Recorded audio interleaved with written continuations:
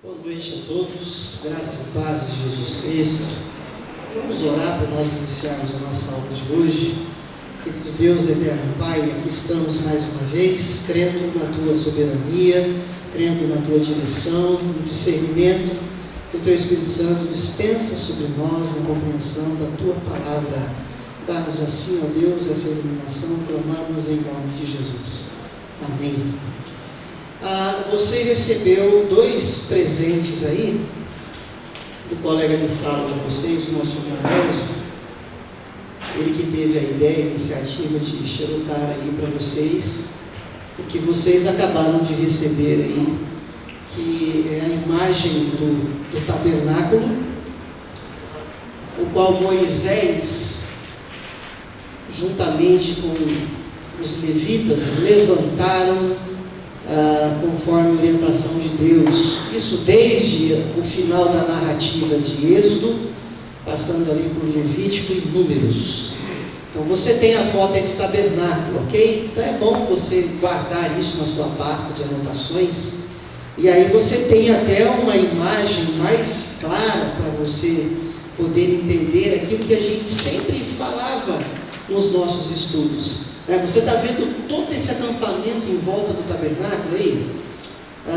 E esse acampamento todo em volta do tabernáculo, você consegue observar esses vestidos de indumentárias brancas na parte esquerda das xerox que você tem, e 4 aqui na frente, na porta da entrada. Você está vendo isso? Então esses são alguns sacerdotes da classe dos levitas, que ficavam cantando, entoando os cânticos, e o povo todo aqui fora ouvindo, que ficavam lendo a Mezuzá, ou lendo a Torá, porções da palavra de Deus que eles tinham. Por isso que o povo tinha acesso a ouvir a leitura. São esses levitas que ficavam aqui fora. Então você percebe que eles não estão dentro nem do quintal do tabernáculo, e muito menos lá no interior dele, no que se chama Santo e Santíssimo Lugar. Ali entraram apenas o sacerdote e o sumo sacerdote. Então aqui dá para você ter uma imagem. Olha o acampamento gigantesco. Essa é uma primeira, isso aqui a gente estudou bastante já nos últimos meses. A outra imagem que você tem já é do templo de Herodes. Já não é o templo que Salomão construiu, e muito menos o templo que Zorobabel reconstruiu depois da destruição. Só lembrando aqui, aquele que faltou na aula, ou talvez você esqueceu ou não atentou, o templo de Salomão foi de fato um chique, um grandioso, um bonito. O que Zorobabel levantou, se a gente for fazer uma comparação, foi uma capelinha parecida, não tinha nada a ver com o templo de Salomão. O que Zorobabel levanta é bem mais simples e bem menor do que o que Salomão constrói. Conquanto Ageu, que faz parte desse momento de Neemias, de Esdras, de Zorobabel na reconstrução do templo, Ageu diz que a glória do segundo templo será maior do que a do primeiro. Quando Ageu falou que a glória do segundo templo seria maior que a do primeiro, não era na sua estrutura, na sua arquitetura, na sua geografia, na sua dimensão física, mas era diante daquilo que iria custar menos do que custou quando Salomão levantou o templo, que custou muitos tributos, muitos impostos ao povo daquela época.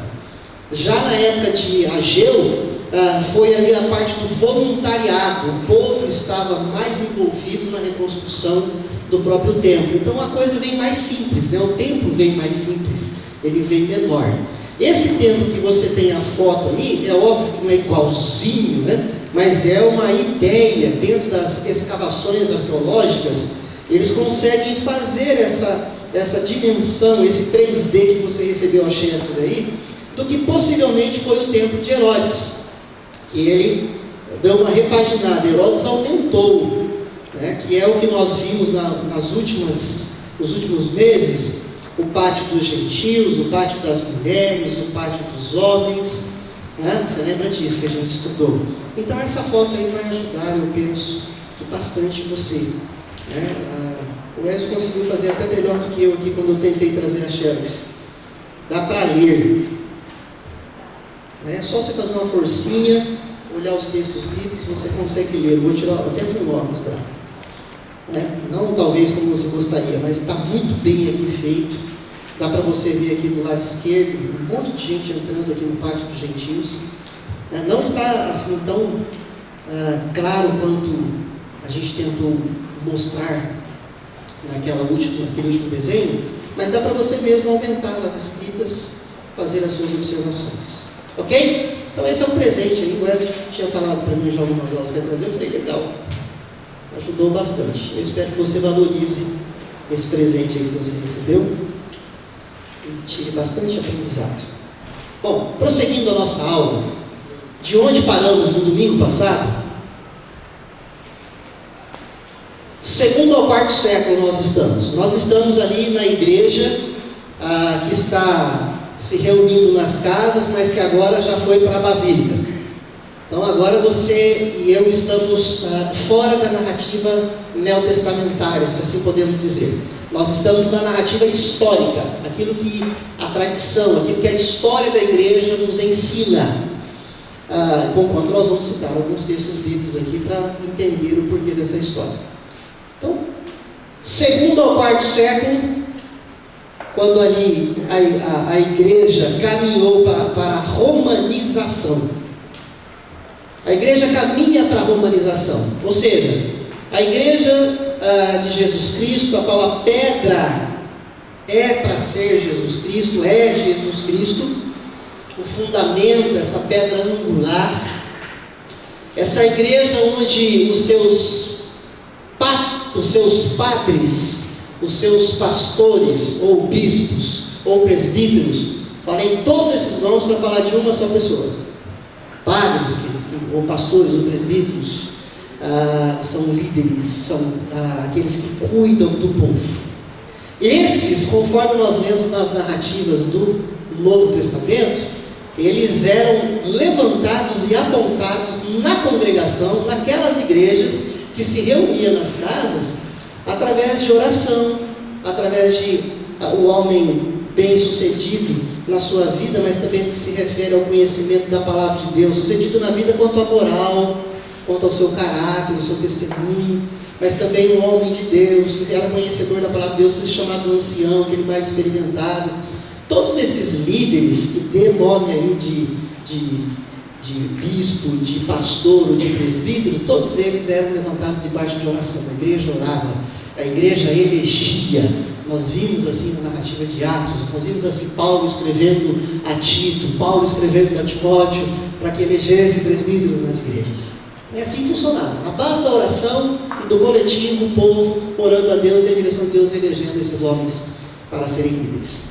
Ponto. Só que os apóstolos morreram, o primeiro século acabou, o segundo século entrou. Essa igreja que caminhou para a romanização, agora aqui, aqueles que seriam os pastores, aqueles que seriam os presbíteros ou bispos, eles vão receber uma nomenclatura mais forte, mais presente, não mais forte no sentido de mais importante. Eles vão receber essa nomenclatura aqui de padres. Então, daqui do segundo século em diante ao quarto século, a palavra presbítero e a palavra pastor raramente vai ser dita. As palavras que vão ser ditas para a liderança é padres e para o líder dos líderes, papa. Esquece por enquanto pastor e presbítero aqui nessa questão. Aliás, esquece pastor e presbítero até o século XVI. E esses padres, que são os papas, os líderes, eles vão agora ter uma briga pelo poder. Agora não é oração que resolve a situação. Agora eles não chamam o povo para eleger, como a igreja primitiva, como as igrejas se reuniam nas casas. Porque agora, nessa romanização, Constantino, que diz ter se convertido ao cristianismo, e nós já vimos que foi por interesse político, uma questão de uma batalha, e nós vimos Constantino então permitindo o cristianismo caminhar sem perseguição, permissão. Teodósio é que depois, mas dentro desse período aqui, que vai oficializar o cristianismo é a religião oficial de Roma. Nesse inteirinho, nós temos aqui então os padres levantando, e um Constantino e um Teodósio, futuramente, atribuindo poderes, autoridades a essa liderança da igreja, que já está se reunindo na Basílica e também, posteriormente, nos templos romanos. E dentro dessa cristianização, se podemos assim dizer, ou romanização da igreja, melhor dizendo, o Constantino ele vai trazer privilégios para os padres. Olha como que começa agora a briga pelo poder. Constantino decide, depois que ele libera o cristianismo sem perseguição em Roma, ele vai assalariar os bispos. Constantino decide dar verba, dar salário para os bispos.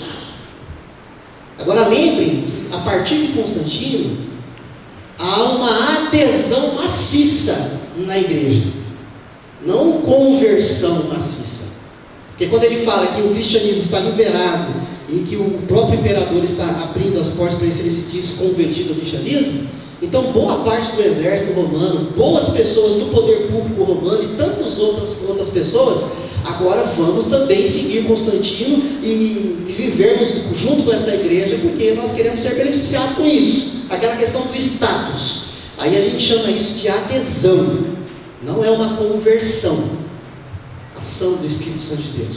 Não estamos dizendo que não houve conversões ali, mas nessa questão política, nessa questão de romanização da igreja, sem sombra de dúvida, a maioria aqui foi uma adesão à igreja. Agora, você imagina, um monte de gente que decide aderir ao cristianismo, sem ter passado por uma conversão genuína, você imagina o estilo de vida dessas pessoas. Esse monte de gente que decide aderir ao cristianismo, eles não vão orar para que Deus aponte quem vão ser os pastores, os presbíteros, os bispos da liderança da igreja, como em Atos era feito, como Paulo a Timóteo se orientou, como Paulo a Tito orientou. Esse povo não sabe nem orar. Foi uma adesão maciça. Eram poucos os cristãos que estavam ali. Eram poucos os cristãos. E quando Constantino abre as portas, já entra o imperador como uma autoridade também na igreja. Aí ele começa a botar o dedo lá. Começa a decidir as coisas. Ele vai assalariar os bispos. Isso está na história, tá? Então você bota lá no Google, o imperador Constantino decide assalariar os bispos. Você vai achar um monte de referência. Então, dentro desse aspecto, eu gostaria que você abrisse a sua Bíblia em primeiro momento. Lá em 1 Timóteo, capítulo 5, verso 17 a 21, antes que alguém pergunte, é daí que vem então o salário do pastor? Não. Pelo menos não deve ser, né? E alguns ainda usam essa prática. Mas não é daí que vem.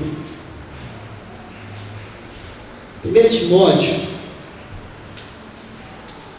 capítulo 5, verso 17 a 21. Eu vou ler rápido, tá? Não vou ficar fazendo exegese de todos os textos aqui, explicando tudo não, porque tem outras coisas que a gente vai retomar do domingo passado. Diz assim a palavra de Deus, 1 Timóteo 5, 17 a 21. Devem ser considerados merecedores de dobrados honorários os presbíteros que presidem bem, com especialidade que se afadigam na palavra e no ensino. Aqui sem demandar muito tempo a questão do pastor, que se dedica ao ensino. Pois a Escritura declara: não abordastes o boi quando pisa o trigo, e ainda o trabalhador é digno do seu salário. Olha só aqui outra aplicação que eu já quero fazer, que a igreja evangélica em grande parte confunde. Verso 19, aí já é quebra de paradigma, nessa desconstrução. Não aceites denúncia contra presbítero, senão exclusivamente sob o depoimento de 2 ou 3 testemunhas. Quanto aos que vivem no pecado, repreende-os na presença de todos, para que também os demais temam. Ok? Você já ouviu aquela frase? Não é frase, não. Na verdade é texto bíblico, mas é que ele é usado fora do contexto. Vamos abrir lá já. Salmo 105, verso 15. Deixa marcado esse texto de 1 Timóteo. Não perde não, tá? Deixa marcado aí. Vou voltar aqui. E eu não tenho problema nenhum. Não estou falando assim a partir de mim mesmo. Aliás, eu tenho ensinado isso à igreja, né? A partir do pastor, as coisas têm que começar a mudar. A partir da liderança. Salmo 105, Verso 15.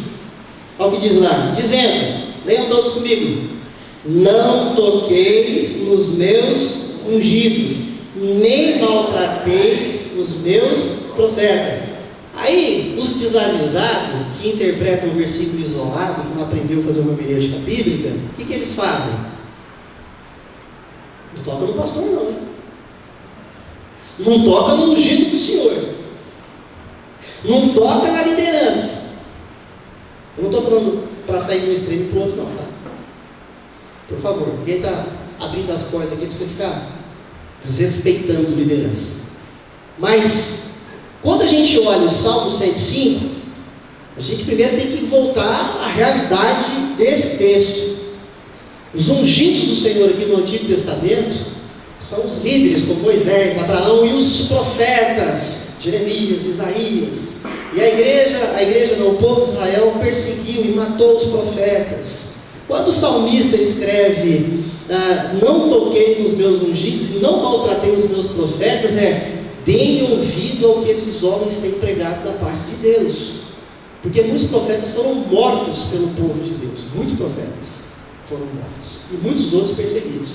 É nesse aspecto que não é para não tocar. Ok? Agora eu estou falando na questão do Antigo Testamento.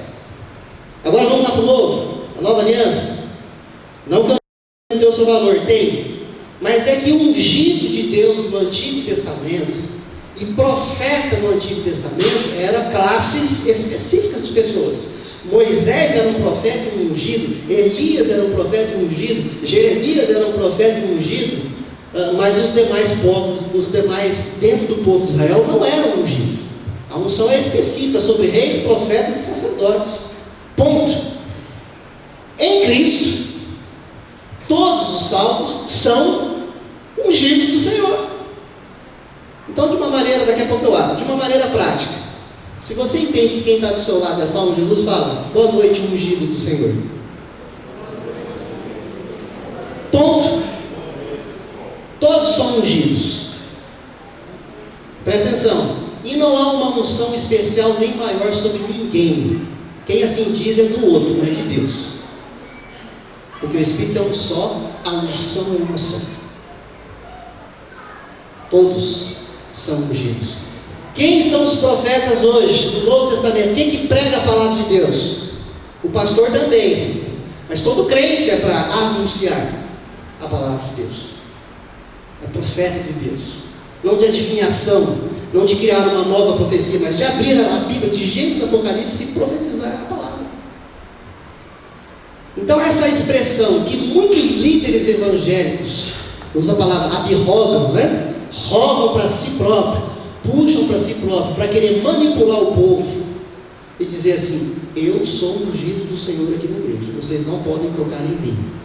Vocês já ouviram isso aí na rádio, na mídia, na TV, nas redes sociais? Está cheio de liderança assim. Isso não é de Deus. Você está entendendo? Isso não tem base bíblica. Ungidos são todos. Amar e respeitar é para todos. É para todos. Tranquilo aí? Nossa, pastor, daqui a pouquinho, já tem daqui a pouco eu abro. Deixa eu formular o pensamento aqui. Então, nesse aspecto, o que nós estamos colocando para os irmãos, não é que o pastor quer ser desrespeitado, eu quero ver os presbíteros da igreja sendo desrespeitados, nem uma liderança. Isso é uma questão de bom senso e educação que vem de casa. Né? Vem de casa. Mas não é esse extremo nem outro, de achar que aquele ou aquela é um ungido ou a ungida. Aquele é o profeta ou a profetisa. Não tem. Voltemos lá, daqui a pouco eu vou abrir para quem está querendo fazer perguntas, só vou terminar esse pensamento aqui.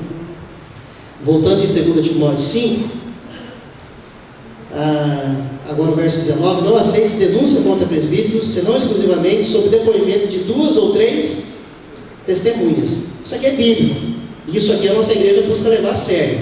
Então, por exemplo, você como cristão, você pode olhar para a vida do pastor de vocês e para a vida dos presbíteros da igreja, e se você enxergar alguma coisa que está fora da palavra de Deus, alguma coisa que está errada, você tem todo o direito de não concordar com isso, mas não tem o direito de falar sobre isso, a não ser que seja pela forma bíblica. Qual que é? Verso 20. Quanto aos que vivem no pecado, repreende-os. Não, antes, perdão, vou ler o 19, depois o 20. Não aceites denúncia contra presbíteros, senão exclusivamente sob depoimento de 2 ou 3 testemunhas. Na verdade, a nossa igreja tem tomado tanto cuidado que a gente vai além disso. Eu, enquanto pastor, não aceito denúncia de nenhum membro se não houver testemunho em papel escrito, assinado e datado. E assim o nosso conselho age. Com qualquer um que vem falar alguma coisa de alguém, que é caso sério para ser tratado, eu falo: escreve teu nome, assina e põe a data. Não, pastor, eu quero me comprometer. Ah, você não quer se comprometer, você quer que eu me vire sozinho com isso aqui. Então não ia falar nada. Está sendo covarde, não tem coragem. Porque eu vou ter que chamar a pessoa, vou ter que... está dizendo isso aqui, e escrever e assinar. Depois chamar alguém, não falei, é mentira. Então vamos chamar as duas partes, vamos resolver isso aqui agora. Tem que ter isso. E conforme a questão, tem que ter testemunha, não é só você falar. Primeiro, a gente é orientado a fazer o quê? Em amor. Conversar. É óbvio que depois, olha o verso 20, aí sim, quanto aos que vivem no pecado. O que vivem no pecado é aquele que já foi exortado, já oraram com ele, já mostraram o erro, já falaram para ele buscar arrependimento, e o abençoado é teimoso, não quer mudar e ele quer continuar errado. Aí sim, nesse caso, depois de tentativas, verso 19, 20. Quanto aos que vivem no pecado, já está na prática já. Repreende-os na presença de todos, para que também os demais temam. Então não tem aqui ninguém especialzinho, não é para ter ninguém especialzinho no meio da igreja do Senhor na face da terra, que seja colocado numa redoma de intocável, de incorrigível. Mas as coisas têm que ser feitas todas em amor, por etapas, com cuidado. Eu vou voltar a esse assunto aqui daqui a pouco, lá na frente, numa pergunta que fizeram no ano passado. Só estou dando uma introdução aqui, embora eu nem falei a pergunta, eu vou voltar a partir daqui, no domingo que vem. Então nós temos aqui essa igreja de segundo ao quarto século, caminhando para a romanização, onde esses padres e esses papas, eles vão disputar por poder. Vai ter uma briga por poder. Primeiro tem salário na parada agora. Olha só, tem salário. Quem que não vai querer ser um bispo aqui na era Constantino? Tem salário. Os caras vão querer correr para lá. Já não é mais por direção de Deus, por chamar de Deus, por vocação de Deus. Já não é mais por aquele que conhece a palavra de Deus e que teme a Deus, que se converteu. Não, aqui, e aí começa a levantar aqueles que vão brigar pela função, vão brigar pelo cargo para ser bispos, padres, para ser papa, então nem se fala. Aí você põe no Google lá, Guerra dos Papas, você vai ver um monte de coisa nessa história aqui, dos papas brigando pelo poder. Nesse aspecto aqui, é que a igreja romana já começou a pegar desses textos bíblicos aqui, e fez essa separação aqui, clero e leigo. O clero, os padres e os papas, ou os bispos. O leigo, o povão, que não é papa, não é bispo. O leigo levantar algo, uma denúncia contra um clero, olha, primeiro que ele tinha que saber que ele corria risco de morte, mesmo que ele viesse com testemunhas, porque infelizmente nessa época aqui não era temor e tremor de Deus que regia esses homens, era poder. Em nome do poder, você pode olhar na história da igreja, muitos padres e muitos papas mataram e mandaram matar outros, por causa do poder. Então isso aqui acontecia aqui. Então, mesmo que um viesse, não, mas a Bíblia diz que eu tenho duas testemunhas, eu venho aqui, não, que manda aqui é o poder, não é a Bíblia. Que manda aqui agora é o... E daqui a pouco eu chego nessa questão da... Vocês lembram de uma frase que tem da infalibilidade? Paulo, não falha, não erra. Então como que você vai levantar alguma coisa contra ele? Se ele não falha, se ele não erra. Você é um herege. Como você vai falar contra o ungido do Senhor, infalível?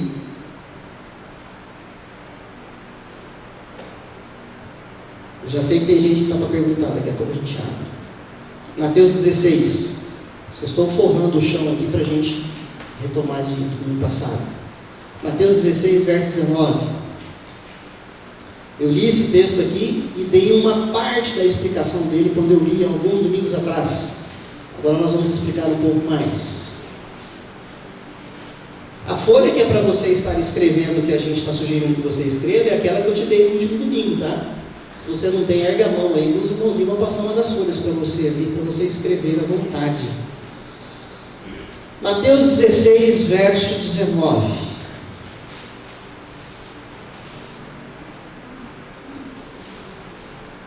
Dar-te-ei as chaves do reino dos céus, o que ligares na terra terá sido ligado nos céus, e o que desligares na terra terá sido desligado nos céus. Ok? Aí você lê esse texto aqui. Eu já li os versículos anteriores e expliquei nas últimas aulas. É quando Jesus está diante de Pedro, fazendo uma confissão: Tu és o Cristo, o Filho do Deus Altíssimo. Aí Pedro fala: De fato, você está dizendo o que você disse, porque do alto veio essa revelação para você, senão você não teria como dizer isso. E sobre esta revelação que você tem, eu sou Cristo, Filho do Deus Altíssimo, é que eu edificarei a minha igreja. E eu vou te dar a chave do quê? Do reino dos céus. Então, aquela regra básica que a gente sempre coloca a despeito da hermenêutica, que é não interpretar versículo isolado. Se você andar um pouquinho aí no mesmo Evangelho de Mateus, no capítulo 16 mesmo que nós estamos, verso 23. Antes de eu ler o verso 23, a igreja romana, ela atribui esse surgir da liderança a partir dos padres, o Papa, colocando Pedro como se fosse o primeiro Papa. Eu não vou explicar mais essa questão de Pedro, que eu já expliquei nas aulas anteriores, aí você pega no YouTube lá, tá bom? Então, nós já mostramos por que Pedro não é o Papa, nas narrativas bíblicas, várias. Agora, por que entra a infalibilidade papal? Esse é a própria liderança puxa isso para eles, para não serem questionados e terem um controle. Agora, eles mesmos se atribuem só ao verso 19, se esse camarada aqui, se o Pedro é o Papa, e ele é infalível, como que Jesus chega para ele no verso 23, no mesmo capítulo 16? Se continuar lendo um pouquinho mais, você vai ver que é de outra coisa que está falando ali. Verso 23 diz, melhor, verso 22, para dar mais sentido. E Pedro, chamando-o à parte, Pedro chamou Jesus, vem cá, Senhor, começou a reprová-lo, dizendo, Pedro reprovando Jesus, gente, que abestado, dizendo, tem compaixão de ti, Senhor, isso de modo algum te acontecerá. O que Jesus estava falando? Eu vou ter que morrer, eu vou padecer na mão do povo. E Pedro falou, cai fora, Jesus, vai isso não, deixa não. Aí Jesus se volta para Pedro, o infalível, verso 23, mas Jesus voltando disse a Pedro, arreda, Satanás, tu és para mim pedra de tropeço, porque não cogitas das coisas de Deus e sim das dores. Como é que esse camarada pode ser infalível? 4 versículos anteriores já dá uma pisada na bola dessa ali na frente, já falha desse jeito. Quer ver uma outra falha dele, que eu já preguei ali uns minutos atrás, quando ele está fazendo refeição na mesa dos gentios, e aí chega Tiago com a patota da igreja de Jerusalém, e aí Pedrão pula rapidamente da mesa do gentil, vai para o canto, porque Tiago é judaizante. E aí o apóstolo Paulo, gente, quando Jesus está falando isso aqui para Pedro, o apóstolo Paulo ainda nem sonhava em se converter. Paulo vai ser convertido ainda. Ok? Porque aqui Jesus está vivo falando com Pedro ainda. Jesus vai morrer, ressuscitar, e depois ele vai aparecer a Paulo no caminho de Damasco. Aí é interessante você ter essa linha da história da palavra de Deus na sua mente. Paulo vai se converter lá para frente, e ele vê Pedrão fazendo esse mico, essa pisada na bola, de sair da mesa dos gentios, porque ficou com medo do que Tiago ia dizer, que você está com os gentios que tem que ser circuncidado. Paulo chama a atenção de Pedro na frente do povo. Paulo pirou na batatinha, porque ele chamou a atenção do Papa. O cara é doido, né? É porque de Papa não tinha nada. Então o que percebe como a gente não interpreta o versículo isolado? Você vai olhando todo o texto. Então o que está dizendo ali em Mateus 16, 19? Primeiro, o reino de Deus é Cristo encarnado na terra. O reino de Deus está entre vós, porque Jesus encarnou. E esse reino de Deus passa a habitar na vida de cada cristão, de cada salvo, um novo santuário. Tudo a gente tem que ir interligando aqui no nosso tempo. E essa chave que é dada, olha o capítulo 18. Essa chave não é dada para Pedro especificamente. Não, pastor, mas no 16, 19 está dizendo que é para Pedro. Então, se você ler só esse versículo, você vai pensar assim. Mas se você ler mais a Bíblia, você vai abrir a mente e pensar um pouco melhor. Capítulo 18, verso 15. Se teu irmão pecar contra ti, vai arguir entre ti e ele só. Se ele te ouvir, ganhaste teu irmão. Se porém não te ouvir, toma ainda contigo uma ou duas pessoas, para que, pelo depoimento de 2 ou 3 testemunhas, toda a palavra se estabeleça. Olha as testemunhas aqui de novo. Se ele não os atender, diz a igreja. E se recusar a ouvir também a igreja, considera como gentil e publicano. Verso 18, ainda continuando a leitura. Em verdade vos digo que tudo que ligardes na terra, continue lendo comigo, terá sido ligado. Mas peraí, isso aqui já não foi dito para Pedro lá no 16, 19? Não é isso que a gente leu lá no 16, 19? Mas para quem que está sendo dito isso aqui agora? Diz, aí, acabei de ler aqui no verso 17. A igreja, diz a igreja, verso 17. A igreja, o que ela é? Trazendo de maneira resumida aqui, então estou sendo rápido aqui. A igreja não é aquela que é chamada por Deus com o privilégio de pregar o Evangelho. Que Evangelho? Do reino do Cristo encarnado na terra. A igreja é aquela que, nesse aspecto, a chave do anúncio do Evangelho. Então, tira da cabeça aquela ideia de que Pedro é o porteiro do céu, que é o que o povo fala, né? O São Pedro tem a chave da porta do...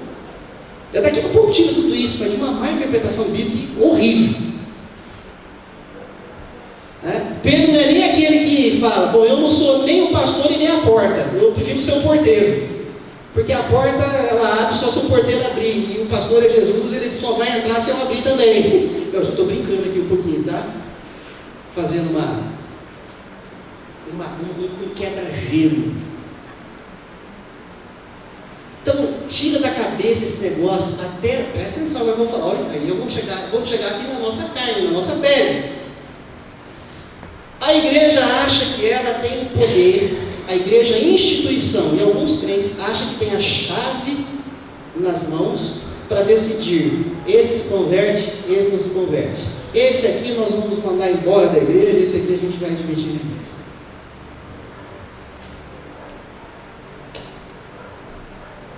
Eu vou abrir agora aqui a partir da mão levantada e depois a outra pessoa. Se não respondeu ainda, pode perguntar dentro do que nós vamos falando. E aí, se for repetir a pergunta, beleza. Se não, pode falar também que eu vou pegar nela agora. Posso falar? Pode falar. É o texto de Salmos que você leu, como às vezes as pessoas pegam o texto fora de contexto. Se fosse como era no Antigo Testamento, lá de que não podia tocar nos ungidos, se todos nós somos ungidos, então ia ter muita gente leprosa aqui, né?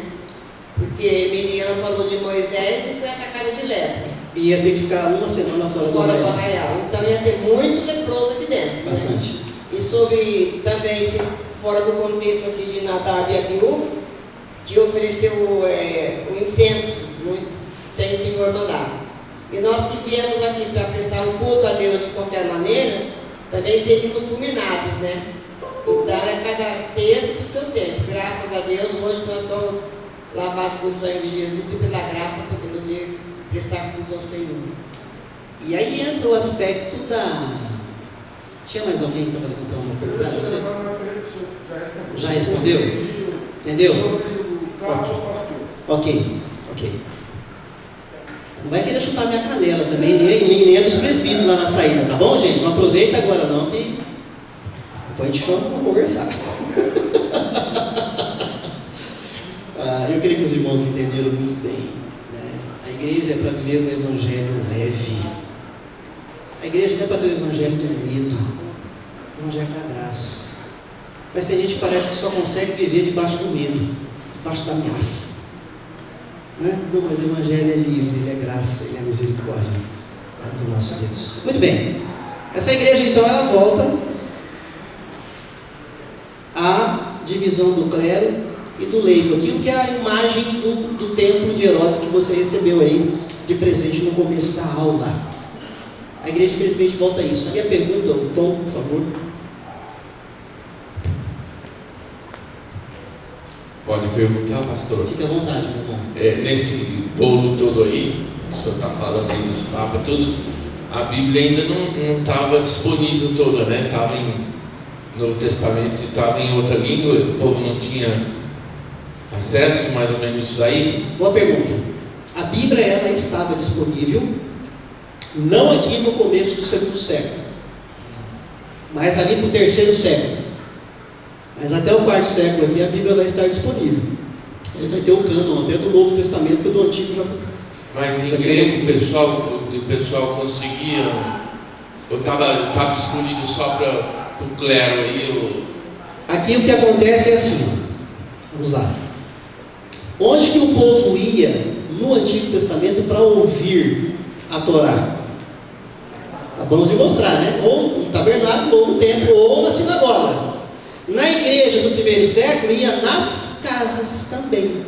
Aí ali a Bíblia era lida. E as cartas, que ainda vão ser canonizadas e se tornar a palavra de Deus, mais à frente, dos evangelhos, as cartas paulinas, Pedro e Joaninas. Mais ou menos ali no final do primeiro século, tem um concílio que vai trabalhar, o que é o concílio de Janina. Eles vão trabalhar toda a questão do Antigo Testamento, a canonização do Antigo Testamento. O Novo Testamento ele vai ser canonizado em meados do segundo para o terceiro século. No terceiro século é que o Novo Testamento vai fechar. Então tinha disponível não só o Novo Testamento, Tom, sua pergunta foi boa, como os próprios pais da igreja, aquilo que a gente viu em aulas anteriores, eles escreveram novas cartas que não foram canonizadas, só cartas de orientação pastorais, citando os apóstolos. Por isso que são chamados pais da igreja. Eles escreveram para as igrejas da época que ainda estavam nas cartas, dizendo: olha, vocês precisam se amar como Paulo orientou a igreja de Corinto a se amar. Vocês precisam perdoar como Jesus orientou que tem que perdoar. Esses são os pais da igreja. Então esse povo estava recebendo correspondência. Não, eles estavam recebendo ainda na linguagem mais apropriada deles, que era a aramaica. Depois é que vai ter a questão do hebraico, a questão do grego, porque o latim é a língua romana. Quando a igreja caminhou para a romanização, a partir de Constantino, aí é que vai entrar o Jerônimo, que vai trabalhar ali a questão da passagem da Bíblia do grego para o latim. Por quê? Porque o Império Romano é dominante, e a língua dominante é latim, que é o idioma deles. Mas a Bíblia, conquanto é passada para o latim, agora eu vou ter que abrir um leque aqui, tá? Então vira a folha, na mesma folha, ainda respondendo a pergunta do Tom, com que o nosso irmão presidente Valstar colocou, escreve aí assim, ó, arruma um espaço aí. Eu vou trabalhar de acordo com a pergunta de vocês, mesmo que fosse que seja para falar mais à frente. Coloca assim aí. Igreja do Ocidente, e embaixo, deixa o espaço da Igreja do Ocidente, embaixo você escreve Igreja do Oriente. Igreja do Ocidente, Igreja do Oriente.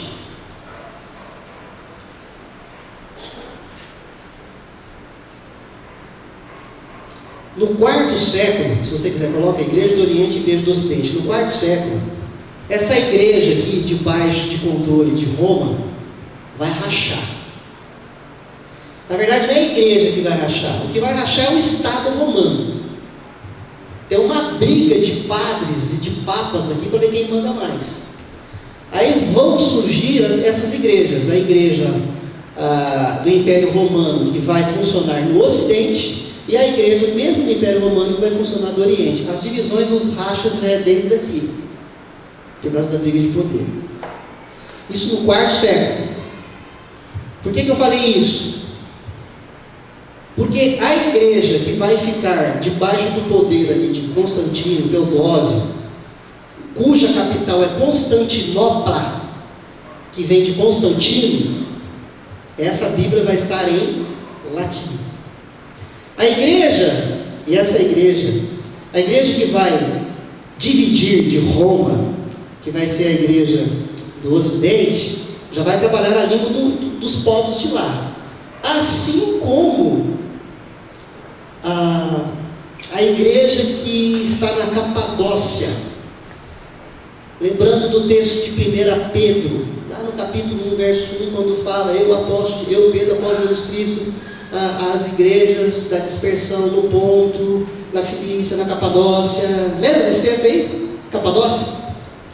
É esse povo que vem da Capadócia, presta atenção, eu vou falar. Esse povo que vem da Capadócia, que está fora do domínio romano, eles têm uma linguagem idiomática, mas eles não têm alfabeto. Eles têm a fala, o dialeto, mas não têm o alfabeto. Complicado isso. Mas lá eles foram evangelizados. Você não viu que Pedro escreveu a carta? Aos cristãos da dispersão.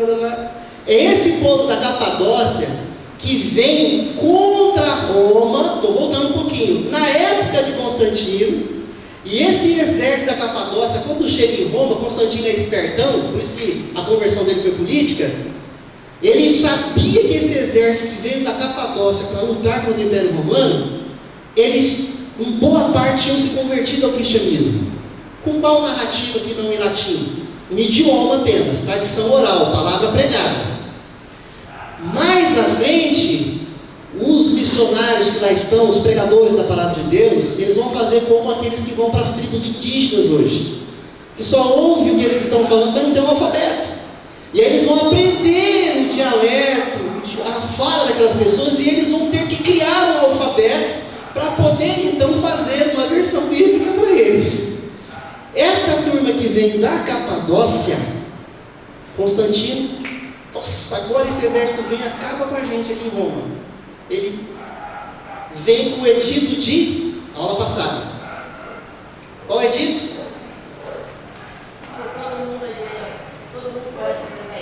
Mas eu quero que vocês lembrem o edito. Tudo bem, pai. Esse pessoal da Capadócia vem. Constantino fala: vamos liberar o cristianismo, para de perseguição. O pessoal da Capadócia, eu estou falando aqui agora, tem que ver a história direito. O pessoal da Capadócia está vindo. Se eles chegarem aqui, verem que essa parte do Império Romano se converteu ao cristianismo, eles não vão ser tão cruéis conosco. Então a conversão de Constantino foi interesseira. Conversão, por isso entre aspas. Ele correu e liberou o cristianismo, porque a Capadócia estava vindo e arrebentar com eles ali. Lá, Tom, já tinha uma outra literatura, que não em latim. E aí, quando a gente vai olhando do 4º século até o século XVI, há várias. Aí, gente, a história da igreja, ao mesmo tempo que ela é rica, ela é vasta. Quando você ouvir alguém dizer assim: qual que é a tua faculdade? Eu sou historiador. Você tem que perguntar para ele: que área? Porque ninguém sabe a história do mundo inteiro. De repente o cara é um historiador, ele conhece bem a história do Brasil. E conhece um pouquinho da história do mundo. De repente ele conhece bem a história da Europa. E conhece um pouquinho da história do Brasil. Aí você tem que perguntar assim para o cara: você é um historiador que conhece a história da igreja? Esse é o ponto. História da igreja. Essa é vasta. E nesse aspecto, na história da igreja, do 4º ao século XVI, nesses 12 séculos, 1200 anos, cara, tua pergunta foi boa para a gente, vários povos com vários idiomas vão tendo as suas versões bíblicas. A igreja católica, apostólica, romana, ela não vai ser a dominante total nesses 16 séculos. Ela não vai ser. Oi? Não, esses livros do canônico ainda é outra história. Vamos deixar. Não é antes, é bem antes. Só que a briga para entrar ou não entrar. O que eu quero colocar assim é que há outras Bíblias em outras versões. Por exemplo, tem rei de determinado povo que era feita uma tradução da Bíblia só para ele. Ele chamava o camarada e falava: quero uma versão do nosso idioma. Ele tinha. Agora, uma liderança da igreja era lido lá na frente do povo. Então, talvez eu deva responder a sua pergunta. nem todo mundo, quer dizer, ninguém praticamente tinha versão bíblica para levar para casa igual a gente tem hoje. Eles ficavam com o que eles ouviam nas reuniões. Aí tem que lembrar em casa o que foi lido nas reuniões. A Bíblia toda na mão do povo, ela só vem com a reforma protestante no século XVI, com a invenção da imprensa, Gutenberg. Ali que a Bíblia vem na mão de todo mundo. Mas antes era lida nas reuniões das igrejas, e o povo tinha que lembrar. Um rei tinha lá no palácio uma versão dele, um ou outro rico que mandava fazer uma versão para ele, mas não tinha assim na mão do povo não. Tá? Então, essa igreja que racha aqui, para você que quer pesquisar, você coloca lá Igreja Ortodoxa. Igreja Ortodoxa. Pesquisa isso durante a semana, que você vai ver a diferença da igreja romana e da igreja ortodoxa. A igreja ortodoxa, geralmente quando você assiste filmes ou vê reportagens do Oriente Médio, você vê sempre ali liderança da igreja ortodoxa. Fala, não é católica. Não, até nós somos católicos, tá? Aqueles de passagem. Nós não somos romanos, porque catolicismo significa universalidade. Igreja católica é igreja na questão de ser universal, que não é aquela outra do reino lá do outro, de Deus ali, é difícil acreditar, né? Mas nós não somos romanos. A igreja ortodoxa, ela sai do catolicismo romano e ela não crê nessa questão do Papa. A igreja ortodoxa, o Papa com toda a idade que ele tem, quando o Papa vai na Inglaterra, presta atenção quando há uma visita religiosa do Papa para a Inglaterra ou para a Rússia, lá no Vladimir Putin. A igreja ortodoxa russa, sabe quando teve a Copa do Mundo na Rússia? Aqueles prédios, aquelas lindas, ali é a igreja ortodoxa, é a sede, a base. Quando teve um racha ali no quarto século, na Rússia se estabeleceu a igreja ortodoxa.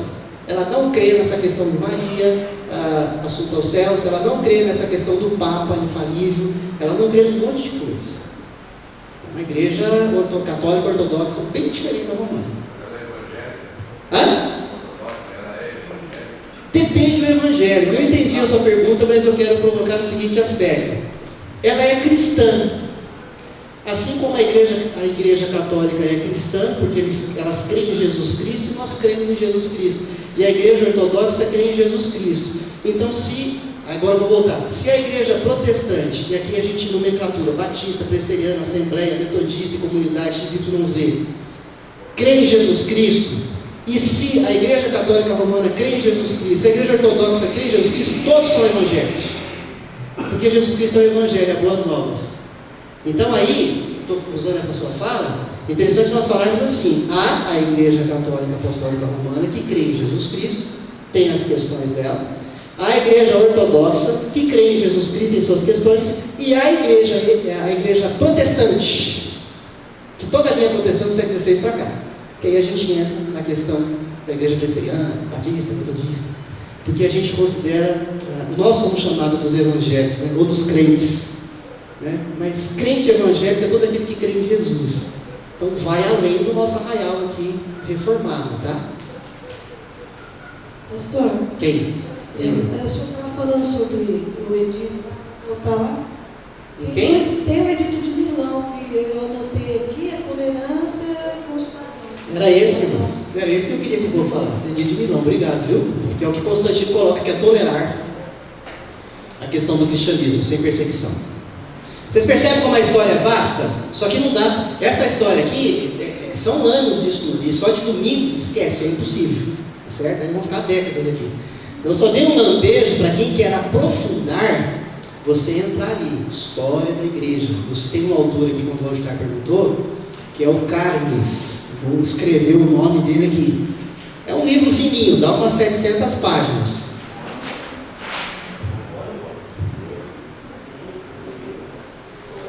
Se você digitar assim, Carnes, não vou citar o nome, só o sobrenome, História da Igreja, talvez tenha em PDF disponível. Por isso que eu estou falando. Talvez tenha em PDF disponível. Quando a gente fala de Flávio Josefo, é a história dos hebreus. Não confunda ele com a história da igreja. Flávio Josefo é a história dos hebreus. Mas além do Carnes, história da igreja, tem também o Gonzales.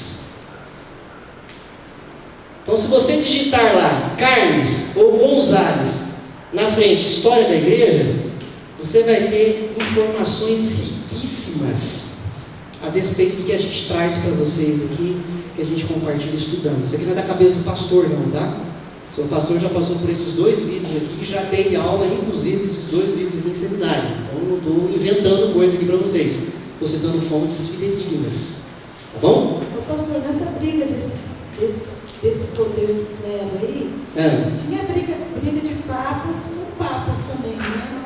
Sim. Eles faziam aquelas, por exemplo, as indulgências, por exemplo. Cada um queria fazer uma melhor que a outra. Eu li um livreto uma vez. Sim, pode falar. Esclareceu muito sobre isso aí. Um fazia uma coisa, quando aquele caiu, o outro inventava uma outra indulgência, e outro, e o povo só ia ficando pagando. Por exemplo, eu não vou ficar citando nomes aqui, porque de repente vai ficar muita informação, mas dentro dessa contradição que a Terezinha falou. Determinado Papa, ele condenou a fogueira determinado padre que não quis fazer as coisas como ele queria. Joana d'Arc foi uma queimada, não foi? Você assistiu o filme? Aí um Papa posterior a esse que condenou e inocentou. Então, que infalibilidade é essa? Determinado Papa queria canonizar fulano, o outro já queria canonizar ciclano. Que aí surgem os santos, né? Os canonizados. Então, e essa briga surge justamente ela fica acirrada justamente a partir do 4º século, quando tem a Igreja Oriental e a Igreja Ocidental, a Romana e a Ortodoxa. Porque aí não é um Papa só, porque o Papa que mandava era o Papa de Roma, a maior cidade. Só que uma parte cansou disso e rachou. Aí então tem que ter a questão da liderança da Igreja do Oriente e da Igreja do Ocidente. Então surgem papas.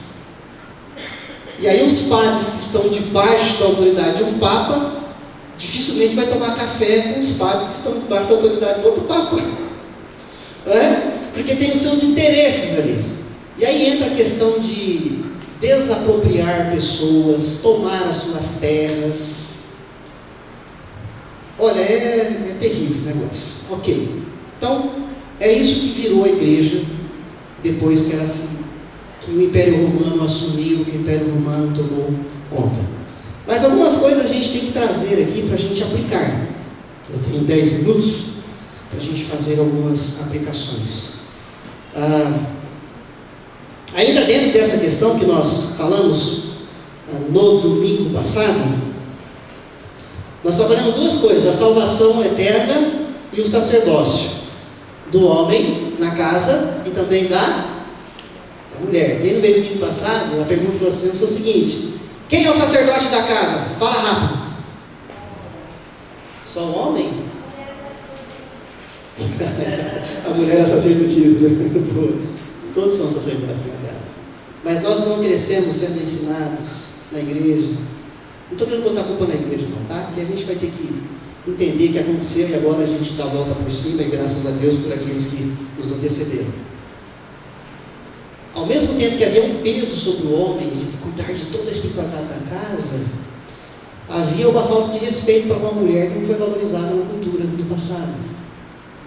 Então, quando a gente faz essa releitura, desse repensar a igreja, os homens vão olhar para as mulheres, pelo menos deveriam olhar para as mulheres, pedir perdão pela visão machista que foi enfiada na nossa cabeça, e a maneira machista, às vezes, como a gente trata as mulheres, sem igualdade, a qual Cristo deu, conforme Gálatas 3, 27, 28, que nós lemos em passado. Se você não vê a nota, Gálatas 3, 27, 28, em Cristo não tem grego, não tem romano, não tem gentil, não tem escravo, não tem mulher, não tem homem, não tem mulher, porque todos em Cristo somos um. Mas por outro lado, há um peso sobre a figura masculina de que ele tem que dar conta da vida espiritual da casa, porque foi ensinado que ele é o sacerdote. Aí você pode dizer, mas não foi, mas nós não estamos repensando. Agora não é hora de querer achar culpado. É hora da gente olhar para a Bíblia e falar, foi ensinado, a gente está vendo que a Bíblia está dizendo diferente. O sacerdote da casa é o homem, a mulher, e é o filho desse homem e dessa mulher ser convertido em Jesus Cristo. Porque 1 Pedro 2,9 diz que todos em Cristo são feitos sacerdotes. É isso que diz lá. Todos são feitos Sacerdotes, já, só um pouquinho. Então, essa é uma outra questão que é uma responsabilidade que nós temos que ter sobre nós. Eu quero aplicar mais isso ainda. O que diz lá em Deuteronômio capítulo 6? Abra sua Bíblia lá. É só fechar essa ideia aqui, a gente já vai abrir para novas perguntas. O que diz lá em Deuteronômio 6? Não é todo, né? Não vamos chegar lá onde nós queremos ler. Eu disse que eu ia trabalhar a história e já ir ressignificando, pelo menos na teoria aqui, porque a gente precisa pensar diferente, e fazer diferente, não apenas pensar, né? Fazer diferente. Romanos não, Deuteronômio 6. Eu vou ler o verso 1, depois do verso 6 em diante. Verso 1 de Deuteronômio 6. Estes, pois, são os mandamentos, os estatutos, os juízos que mandou o Senhor teu Deus, se te ensinassem, para que os cumprisse na terra a que passas para possuir. Verso 6 em diante. Estas palavras que hoje te ordeno estarão no teu coração. Tu as inculcarás a teus filhos, e delas falarás assentado em tua casa, e andando pelo caminho, e ao deitar-te, ao levantar-te. Também as atarás como sinal na tua mão, e te serão por frontal entre os olhos, e as escreverás nos umbrais da tua casa e nas tuas portas. Bom, sabemos que nessa questão do Antigo Testamento, todas as vezes que uma palavra de Moisés vinha ao povo, às vezes ela vinha na coletividade, às vezes ela vinha para os cabeças de família, os chefes de tribos. E esses cabeças de família e chefes de tribo tinham a responsabilidade. E o homem em si, naquela cultura, tinha uma responsabilidade a mais. Só que esse texto, quando a gente vê em Cristo Jesus, em 1 Pedro 2,9 e outros textos, agora os sacerdotes são todos, tanto homem quanto mulher, todos prometidos. Então quem tem que ensinar ao seu filho, ao meu filho, as escrituras, é o professor da escola bíblica dominical, o pastor e o presbítero. Ah, não é isso? Não é isso que a Bíblia diz, mas é isso que muitos crentes pensam. Então já passou da hora da gente repensar isso. Não só repensar, mas ressignificar e assumir as responsabilidades. Porque os nossos filhos, quando vêm e não faltam, eles passam aqui estourando aí 2 horas por semana. Mas eles passam os outros 7 dias da semana, 300 horas, sob os seus cuidados. E sob os cuidados das escolas, com toda essa libertinagem que tem entrado lá nas escolas, sob os cuidados dos amigos deles. E aqui eu quero dar uma palavra de ânimo para você. Não tenha medo, presta atenção, papai, mamãe, vovó, tio, titia, não tenha medo e não se preocupe com quem o seu filho e sua filha anda e onde eles vão. Como assim, pastor? Vou repetir. Não tenha medo e não se preocupe com quem o seu filho e a sua filha anda e onde eles vão. Primeiro, que eu e você no século XXI jamais vamos ter isso no controle como a gente bobinhamente imagina que tem. Segundo, faz o que Deuteronômio diz, e o que 2 Pedro diz, indo pelo caminho, ao deitar, ao levantar, é no trânsito, é de manhã em casa, é na hora do almoço, é à noite. Bíblia na mente do seu filho e da sua filha, palavra de Deus para eles, testemunho, vida prática bíblica para eles. É ali que forma o abençoado e a abençoada. Os amigos e as amigas, os professores de escola, conquanto vêm com temporais más influências, é aquilo que você e eu inculcamos e continuamos a inculcar, é que vai predominar. E se você entender assim, você vai dormir tranquilo, entendeu o que eu estou falando? Você vai dormir sossegado. Você não vai querer ficar rastreando o teu filho e a tua filha 24 horas. Não, mas se eu não cuidar, eu não vou nem olhar para você não se ofender, coleguinha. Você não consegue. Você não consegue. Quer uma prova disso? As crianças, eu vejo, estão todas com o celular na mão. Elas estão acessando de tudo mais um pouco. Eu controlo. Você esquece, você acha que controla, ele sabe mais do que você lá daquele equipamento. Então, ao invés de querer controlar, faz o que a Bíblia diz e entrega para Deus, independente de onde ele vai, com quem ele vai. Lá ele é para estar e ser luz.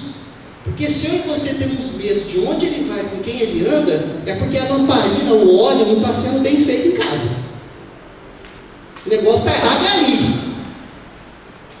Porque se a gente estiver fazendo a lição de casa, se nós estivermos fazendo a lição de casa, ele vai ser sal e vai ser luz lá na podridão. Eu ia falar um nome aqui, mas ficou muito pesado.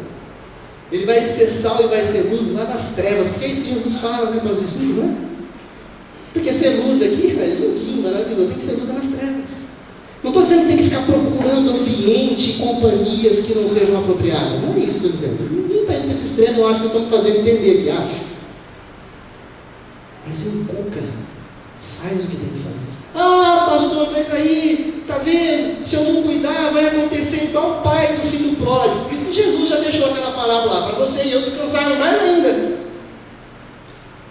Porque aquele que é do Senhor, ele pode até dar uma revertério na vida e falar, não quero mais, eu vou lá comer lavagem com os porcos, fazer o que eu não devo, porcaria. Mas aí o Espírito Santo de Deus vem e faz o abençoado cair em. O pai foi atrás? Bom, a mãe nem está nessa parábola, porque talvez ela teria ido. Eu brinco com isso, né? Eu brinco com isso. É verdade, né? Sabe por que ele caiu em si? Porque os anos em que ele esteve na casa do pai, ele viu no pai e ouviu do pai a despeito do Senhor. E quem trouxe, e quem ainda traz, quem sempre vai trazer, é Deus. Então, deixe de querer ser o soldado ou a soldada do seu filho ou da sua filha. Estou aplicando aqui, tá? Deixa de achar que a responsabilidade é do pai. Está vendo, marido? Você não lê a Bíblia com ele? Você não ora com ele? Não fala está vendo marido, não. Está vendo mulher. Está vendo mãe.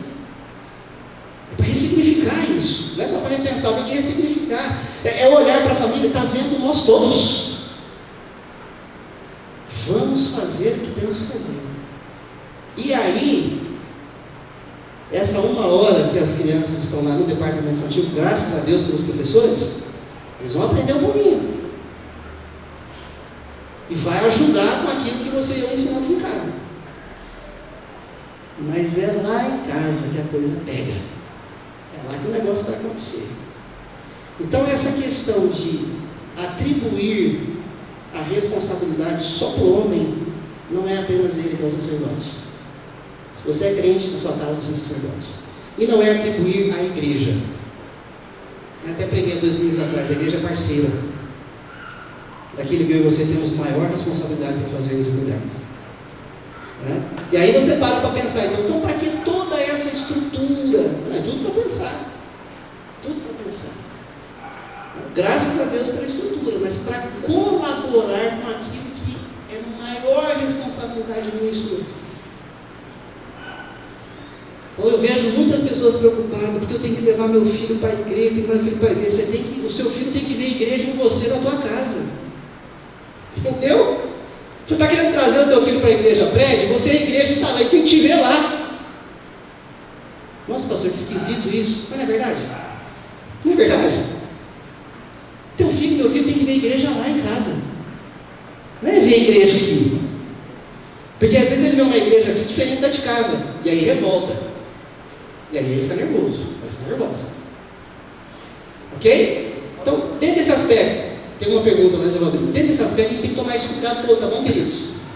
Tá? Todo esse cuidado. Começar lá, no Moura, depois José Carlos, depois o auditário aqui. Irmãos, perguntas objetivas. Não, pastor, eu nem a pergunta, é assim, louvar a Deus mesmo, né, por Jesus que abriu essa bênção, esse leque, essa vida nova, esse novo caminho. E nos incluiu, porque particularmente lá em casa, se não fosse, né, nós não estaríamos aqui. Então eu louvo a Deus e ai de nós, se nós colocássemos essa responsabilidade somente nos homens. Não, você pode. E ainda vamos além nas próximas aulas de ver essa questão da graça, né, de Deus. Zé Carlos, depois aqui eu vou ajudar. Fala, levantando a mão.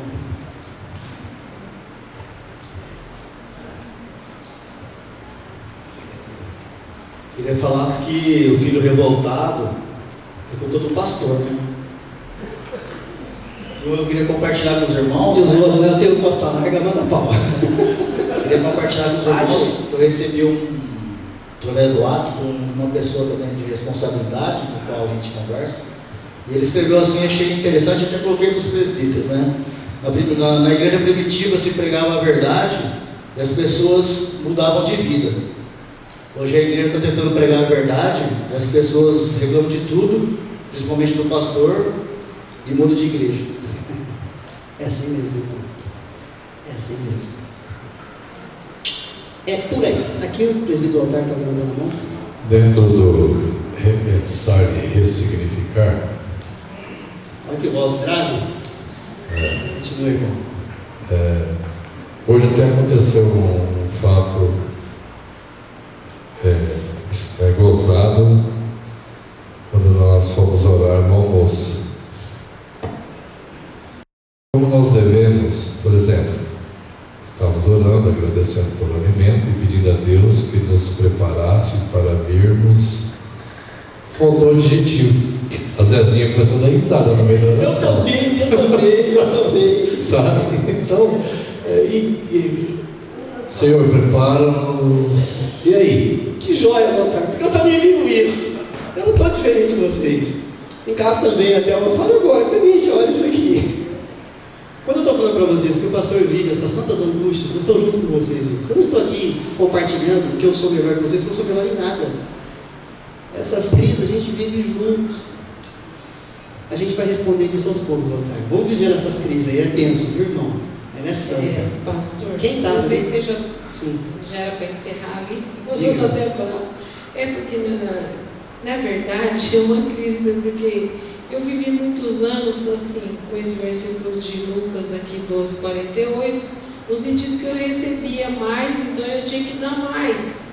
Porque me dá uma explicação melhor, porque eu fiquei orando em cima disso muito tempo, e eu estava até aqui folheando, lendo o rodapé e tudo, falei, Senhor, mas aquele que é mais dado é mais cobrado, então você fica naquela que a mulher aquela que está sempre mais estudando, mais na palavra, que era o meu caso em casa, hoje Fadal estuda junto, mas eu fiquei muitos anos com esse negócio, com essa cobrança para instruir meus filhos na palavra, achando que eu falava até para Deus assim, Deus, eu estou no lugar do sacerdote, o Senhor me aceita que eu estou no lugar dele, quando ele for sacerdote, aí o Senhor usa ele para fazer a obra no lar. E isso é uma questão de muitas mulheres. Eu creio que não é só a minha. Tá, então vamos lá. Vamos começar pelo fim do versículo 48. E aquele a quem muito se confia, muito mais repetirão. É natural, eu e você, Márcia, todos nós aqui, olharmos para uma determinada pessoa, onde a gente ouve essa pessoa 1 dia, 2 dias, 3 dias, e nossa, tem coisa ali, tem bastante coisa ali para eu absorver. Aí você ouve o outro, isso aqui tem pouquinho. É natural a gente ir naquele que mais tem para oferecer. Por isso que muito lhe pedirão.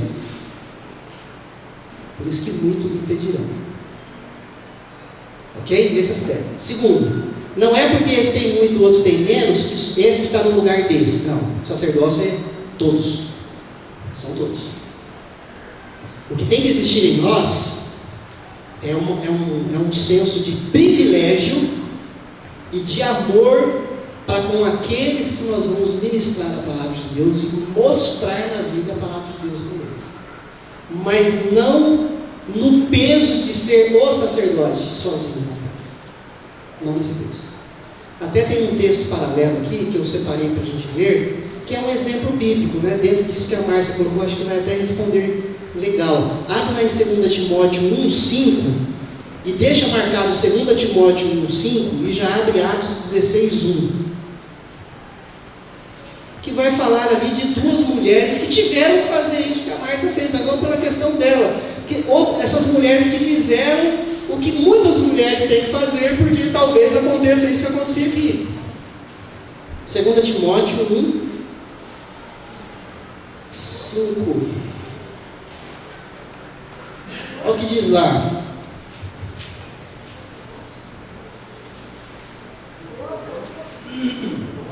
O outro é Atos 16.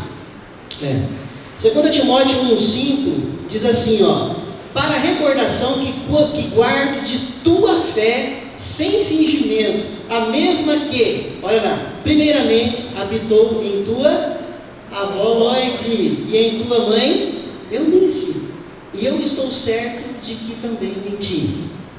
O apóstolo Paulo é aquele que vai trabalhar essa questão do processo, do discipulado. Ele chama Timóteo várias vezes de filho na fé, ok? Mas o apóstolo Paulo reconhece que a avó e a mãe já haviam ensinado a fé. Por isso ele escreve aqui. O que acontecia com o pai de Timóteo?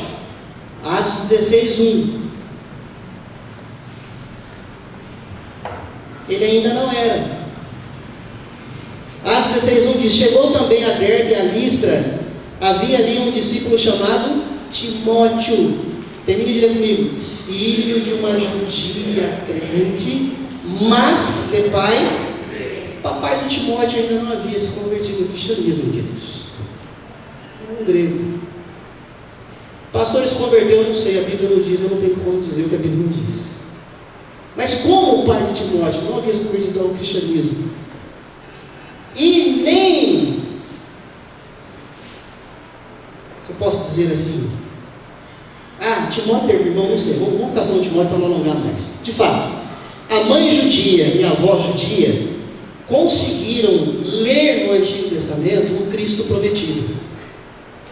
E a mãe judia e a avó judia ensinaram Timóteo: isso aqui que o Antigo Testamento prometeu sempre, já veio, é o Cristo que morreu e ressuscitou. Paulo vem, encontra esse menino, já com conhecimento que adquirido da mãe e da avó, e continua o processo de evangelização. Então ali essas mulheres fizeram isso, tá? Mas sem o peso e sem a obrigação de cumprir a função do outro. Mas é andar nessa paz, nessa tranquilidade, tá certo? Eu estourei, mas tem alguém que estava querendo falar? Ali, anuncia, eu vou encerrar aqui, tá? Anuncie falando ali. Pastor, a gente fala, o versículo fala, andar pelo caminho falando, né? Falando para. Eu penso assim, que a gente tem que não só falar, mas o mais importante é a gente viver. Porque se você fala, não é para mentir, mas de repente seu filho te pega mentindo. Se você fala que não fazer tal coisa, aí você está no trânsito, você faz errado. Então essas coisas eu acho que assim, além do falar, tentar viver mesmo para a criança ver o exemplo, né? Para não fazer. Porque só falar, eu posso falar, vou falar, mas não viver é mais coisa. Então, às vezes o exemplo arrasta, como diz, né? Procurar sempre fazer também aquilo que a gente está pregando, né? Por isso que a gente falou assim, não é que não é para você querer orar e querer um dia ver o seu filho na reunião da igreja. Eu desejo ver o seu filho na reunião da igreja. A gente tem que orar por esse sim para estar na reunião. Mas aquilo que eu falei, né, que você está falando, não é só falar, vamos à igreja, filho, mas é ter a coragem, e talvez nem falar. Vai chegar para o filho e falar assim: filho, você está vendo a igreja, na sua mãe, no seu pai, aqui em casa? Ponto. Por isso que quando eu ouço quando eu leio sobre Gandhi,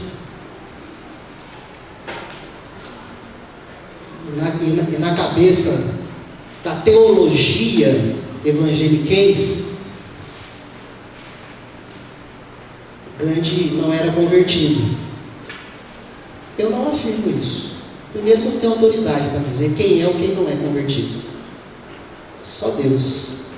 Por isso que lá no céu vai ter surpresa. No céu não, na nova terra. Não deixa eu falar esse assunto. Por isso que na vida eterna vai ter surpresa. Porque se o camarada viveu o que ele viveu, fez o que ele fez, cheio de princípios e valores cristãos, ele pode não ter frequentado os cultos como eu e você, vivido os ritos como eu e você vivemos, mas dizer que aquele homem não viveu o princípio do cristianismo, aí é um total desconhecimento da história. E por isso que ele se volta para alguns, e tem vários escritores de livros evangélicos que falam aquela frase de Gandhi, né? Eu seria cristão se vocês que se dizem cristãos vivessem o cristianismo. E ele falou isso olhando para a Inglaterra, onde a igreja anglicana fortemente cristianismo, matando os indianos, massacrando.